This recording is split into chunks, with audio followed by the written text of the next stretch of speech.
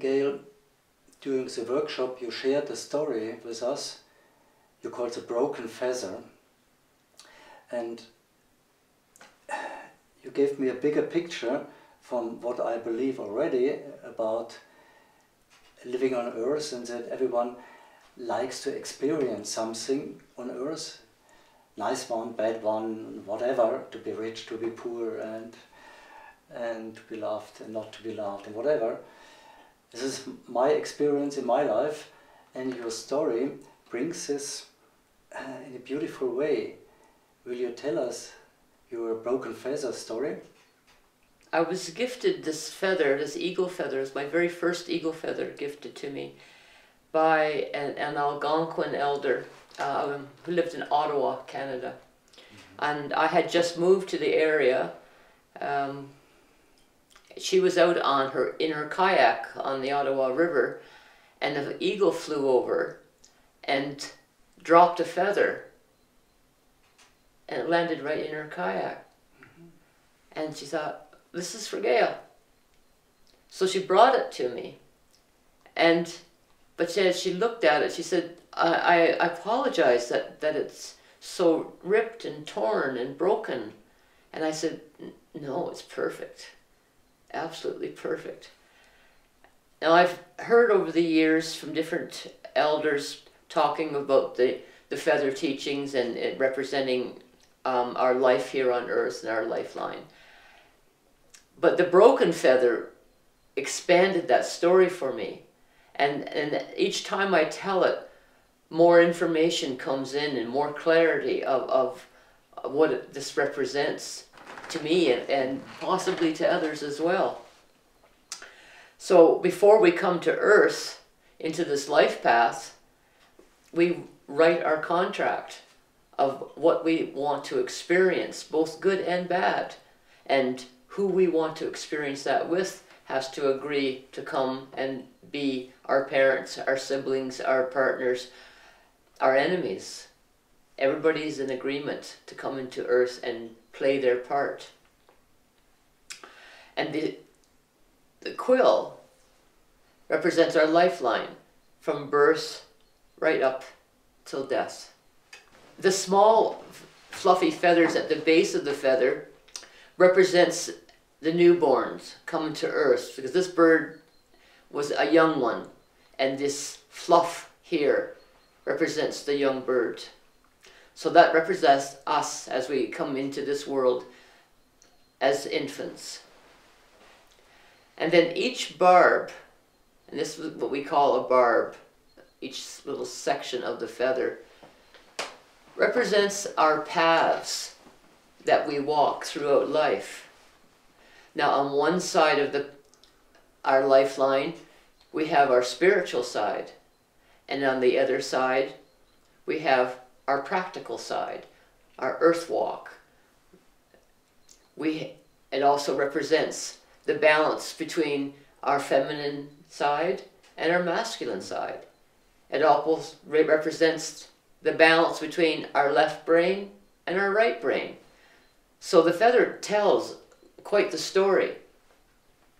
So then as we go through life, let's say down here in the childhood days, we learn to talk, we learn to walk, we go to school, we learn to read and write, and we go our spiritual way. We talk to trees and we talk to the animals and we listen to what they have to say, and we walk upon the earth and listen to her and connect in a spiritual way and in an academic way as we go through our childhood. And then as we grow, we go to more experiences, college, university, marriages, jobs. Each of the barbs represents a path that we had followed, both on the practical side and the spiritual side.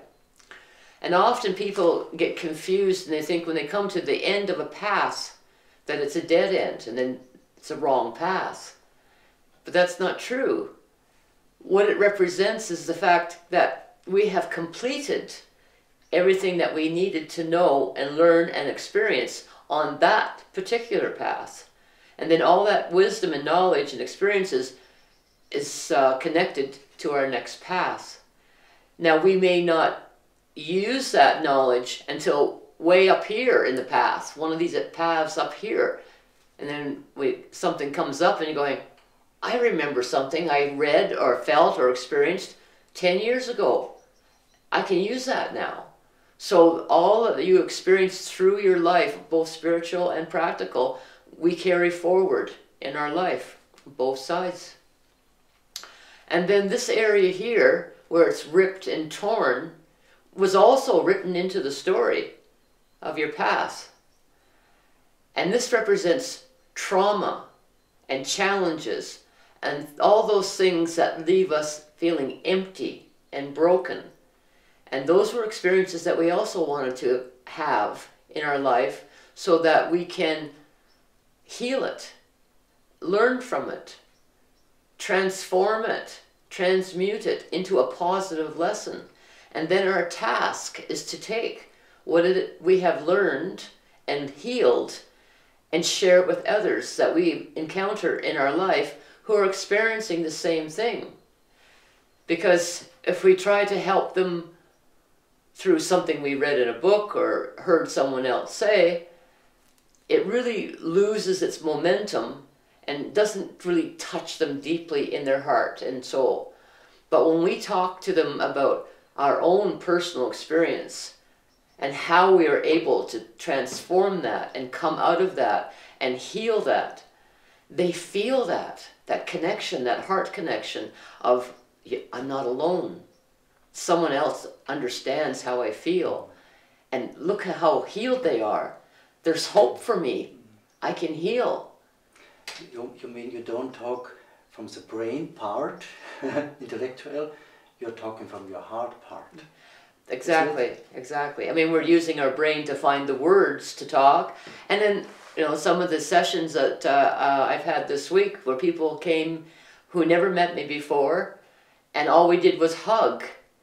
And they didn't come to the seminar, but the hug itself, our hearts connected, and their hearts opened up into a red ball of fire, and they said, I need to know more. Your heart says, my heart needs to come and talk to you. And then we connected through the heart knowledge. And so we continue on our way. And I find also, in my case in particular, that I respond better to positive reinforcement than a wagging finger of, you need to do this because this is how I did this and this is how you heal because I know I done it. People will back away from that.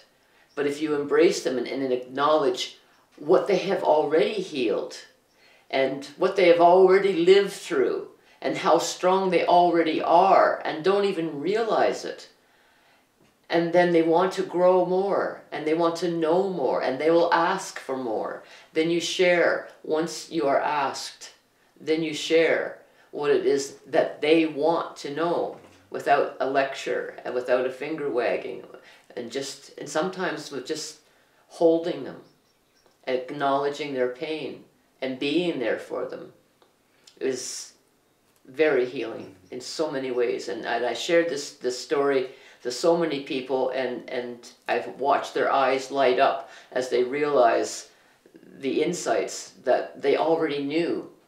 They just needed to look where it was on the path. Mm-hmm. Yes, thank you for the story. You're welcome. And I want to add something, maybe it goes in resonance, to continue the story. Every bird is changing the feather. The smaller birds every year, the eagles over 2 or 3 years, the worn out feather is thrown away, and the next one pushes the old one out, and the next one is brand new, brilliant. They need them to fly. Maybe is the next life.